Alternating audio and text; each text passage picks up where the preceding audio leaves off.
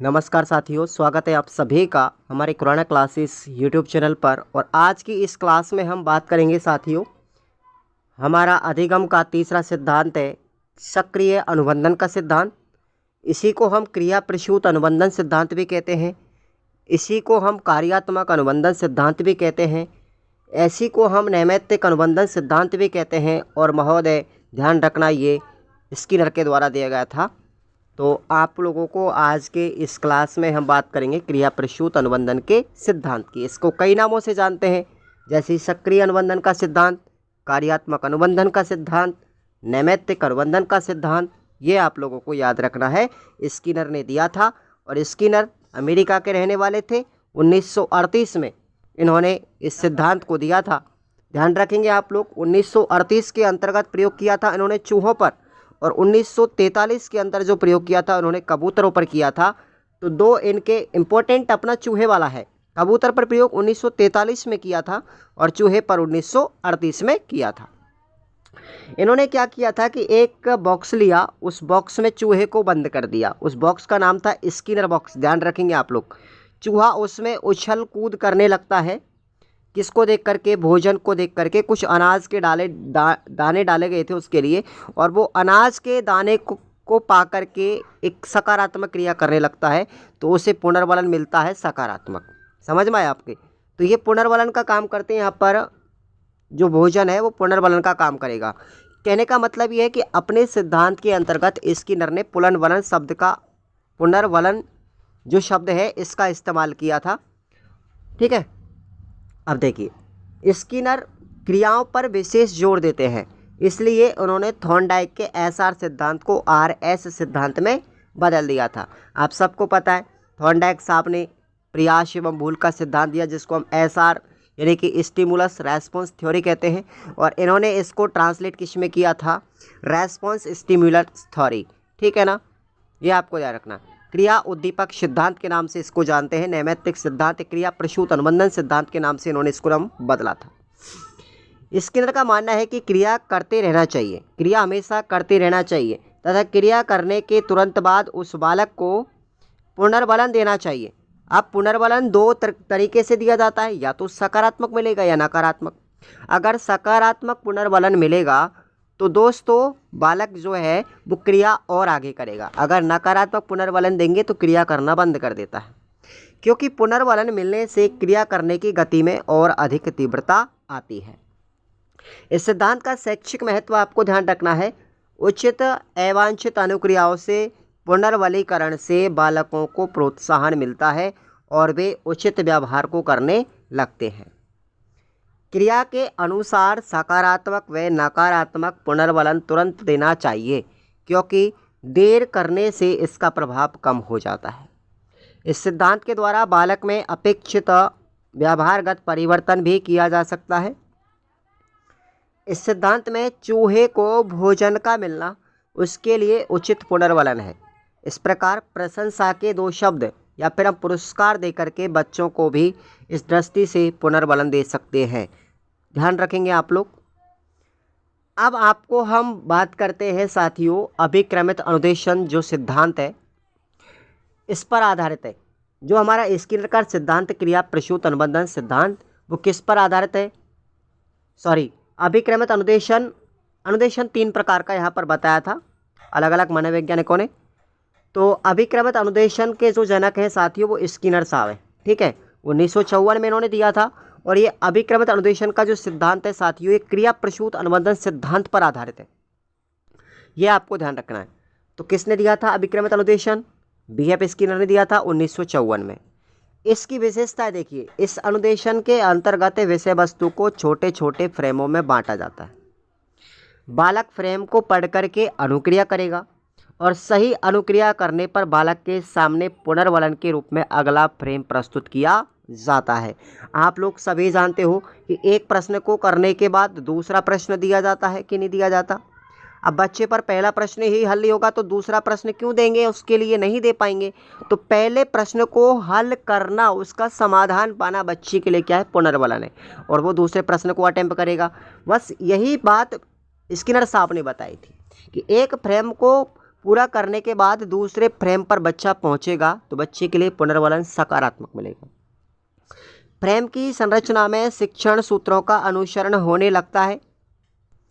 अभिक्रमित अनुदेशन को शिक्षण मशीन का नाम दिया गया। शिक्षण मशीन का नाम दिया गया था। इसमें बालक स्वयं गति से सीखने लगता है। अभिक्रमित अनुदेशन का उद्देश्य देखिए क्या है, व्यवहार में परिवर्तन करना। अभिक्रमित अनुदेशन का उद्देश्य क्या है, व्यवहार में परिवर्तन करना। इसके अंतर्गत बालकों को अनुक्रियाएं करने की स्वतंत्रता नहीं होती है। बिल्कुल बाध्य होता है कि जब तक आप एक प्रश्न को हल कर नहीं कर लेते तब तक दूसरे प्रश्न पर नहीं पहुंचेंगे, तो बाध्यता ही है। तथा नियंत्रण शिक्षक व अभिकर्मक के हाथों में होता है। इसमें टीचर के हाथों में होता है सब कुछ, ध्यान रखेंगे आप लोग। अब देखिए अभिक्रमित अनुदेशन के पद कौन कौन से हैं, तीनों आपको याद रखना। पहला उद्दीपक है, दूसरा अनुक्रिया है, तीसरा पुनर्वलन है। ये तीनों के तीनों चरण आपको याद रखने स्टेप बाय स्टेप। पहला है उद्दीपक, दूसरा है अनुक्रिया और तीसरा है पुनर्वलन। स्किनर साहब ने अभिक्रमित अनुदेशन में 5 सिद्धांत बताए और ये पांचों ही सिद्धांत इंपॉर्टेंट है, आप लोग इनको लगा लीजिएगा, वेरी वेरी इंपॉर्टेंट। 5 सिद्धांत कौन कौन से बताए थे। पहला है लघु पदों का सिद्धांत, यानी किसी भी विषय वस्तु को छोटे छोटे टुकड़ों में बांट के पढ़ाया जाए। बाह्य अनुक्रिया का सिद्धांत दूसरा दिया। फिर है शीघ्र पृष्ठ पोषण, यानी फीडबैक बच्चों का जरूर लेना चाहिए सिद्धांत था। फिर है स्वगति का सिद्धांत और पांचवा है स्वयं मूल्यांकन का सिद्धांत। पांचों ही सिद्धांत आपको स्किनर के अभिक्रमित अनुदेशन सिद्धांत में शामिल है, जो आप लोगों को विशेष रूप से याद रखने। अब देखेंगे हम थोड़ा सा आगे चल के, दूसरा है हमारा अभिक्रमित अनुदेशन साथियों 2 प्रकार का हुआ यहाँ पर। कौन कौन सा, एक तो होता है रेखीय और दूसरा होता है शाखीय। रेखीय अभिक्रमित अनुदेशन जो था वो बीएफ स्किनर के द्वारा 1954 में दिया गया था, ठीक है। और शाखीय अभिक्रमित अनुदेशन था वो नॉर्मन ए क्राउडर के द्वारा दिया गया था 1960 में। रेखीय अभिक्रमित अनुदेशन में किसी विषय वस्तु के छोटे छोटे फ्रेमों में बांटकर पढ़ाया जाता है, जबकि शाखीय अभिक्रमित अनुदेशन में किसी विषय वस्तु को बड़े बड़े फ्रेमों में टुकड़ों में बांट के पढ़ाया जाता है। रेखीय के अंतर्गत एक ही मार्ग का अनुसरण करना पड़ता है, पहले पहला प्रश्न हल करो उसके बाद दूसरे पर जाओगे, ठीक है। जब तक पहला प्रश्न हल नहीं होगा तब तक दूसरे पर नहीं जाओगे। जबकि शाखीय के अंतर हम बात करते हैं तो इसमें 4 विकल्प व पृष्ठ संख्या भी दी जाती है। इसमें कोई जरूरी नहीं है कि हम पहले प्रश्न को ही हल करें, किसी को भी कर सकते हैं। रेखीय के अंतर्गत त्रुटियां होने की संभावना बहुत कम होती है, जबकि शाखीय के अंदर त्रुटियां ज़्यादा होती है। रेखीय अभिक्रमित अनुदेशन में पुनर्वलन पर जोर दिया गया था, जबकि शाखीय के अंतर्गत निदान व उपचार पर जोर दिया गया था। आगे हमारा तीसरे नंबर का आता है अब्रो या मैथमेटिक्स अभिक्रमित अनुदेशन, जिसको थॉमस एफ गिलबर्ट के द्वारा दिया गया था और 1962 में आप लोगों को याद रखना है ये। इस सिद्धांत अनुदेशन के अंतर्गत बालकों को विशेष अनुक्रिया करनी होती है, अर्थात इसमें पहला फ्रेम अंत में और अंतिम फ्रेम पहले प्रस्तुत किया जाता है। जस्ट उल्टा हो गया, अर्थात फ्रेम का प्रस्तुतिकरण कैसे किया जाएगा, अवरोह क्रम में किया जाएगा, जबकि रेखीय और शाखीय में प्रस्तुतिकरण किस में होता था, आरोह क्रम में होता था। दोनों में अंतर समझ लीजिए आप लोग। रेखीय और शाखीय के अंतर्गत प्रस्तुतिकरण आरोह क्रम में होता है, जबकि अवरोह, जिसका नाम ही अवरोह है, मैथेटिक्स जिसको हम बोलेंगे, तो इसमें अवरोह क्रम में होगा किसी भी फ्रेम का प्रस्तुतिकरण। इस प्रकार से हम बात करते हैं तो रेखीय जो अभिक्रमित अनुदेशन था उसका उद्देश्य था व्यवहार में परिवर्तन करना, शाखीय का उद्देश्य था निदान व उपचार करना, और अवरोह का उद्देश्य था विषय वस्तु पर अपना स्थायित्व स्थापित करना। ये आपको ध्यान रखना है।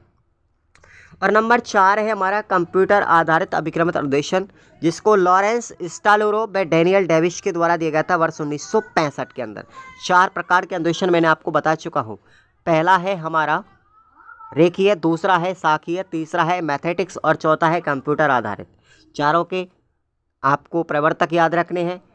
अब देखिए कंप्यूटर आधारित अनुदेशन जो है, इसमें शिक्षक की भूमिका जो है कंप्यूटर की तरह होती है। छात्र शिक्षक की भूमिका कौन निभाएगा, कंप्यूटर निभाता है। छात्र व कंप्यूटर के मध्य में अंतक्रिया होती है और शिक्षक केवल सुविधा प्रदाता या मार्गदर्शक कर्ता के रूप में काम करेगा।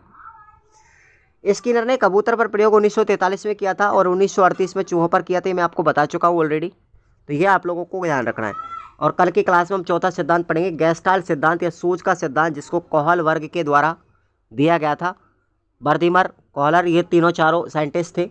तो ये आप लोगों को कल की क्लास में पढ़ाया जाएगा। आज के लिए इतना काफ़ी है। क्लास अच्छा लगे तो लाइक, शेयर और सब्सक्राइब करो चैनल को, और टेलीग्राम को ज्वाइन कर लीजिए। और टेस्ट सीरीज़ आप लोगों को एप्लीकेशन पर चल रही है, उसको आप ज्वाइन कीजिए। Thank you so much.